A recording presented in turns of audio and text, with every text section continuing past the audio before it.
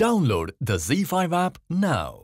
Zee मराठीवरील तुला पाहते रे ह्या मालिकेच्या 7 मार्चच्या भागात मायरा विक्रांतच्या केबिनमध्ये येते तेव्हा विक्रांत तिला आपली मंथली मीटिंगची आठवण करून देतो आणि झेंडे आणि तू आपण जेवायला बाहेर जाऊया असं सांगतो. मायरा या गोष्टीमुळे खुश होते. विक्रांत त्याला येणारे ईशाचे फोन सतत कट करत असतो आणि तो सर्वांना फोनकडे दुर्लक्ष करायला सांगतो. इथे ईशा रुपाली आणि बिपिनला सरंजामेंचं घर दाखवते. एवढ्या मोठ्या घराचं रुपाली आणि बिपिन कौतुक करतात.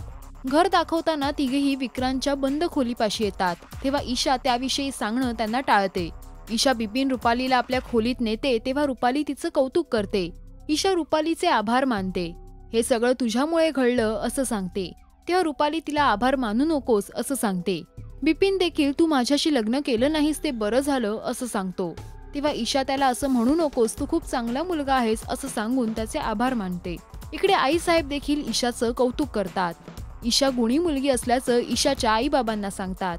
तर मंदा देखील ईशामुळे घराला घरपण आलं अशा शब्दात तिचं कौतुक करते. सोनिया आणि जयदीप ईशाच्या आईबाबांना भेटायला येतात.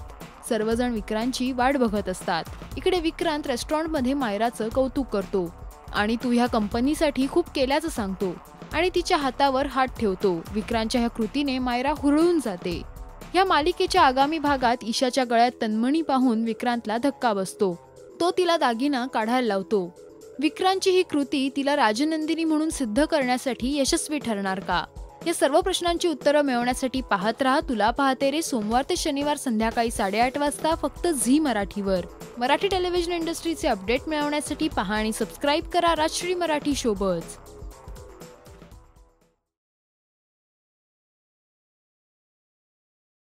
Download the ZEE5 app now.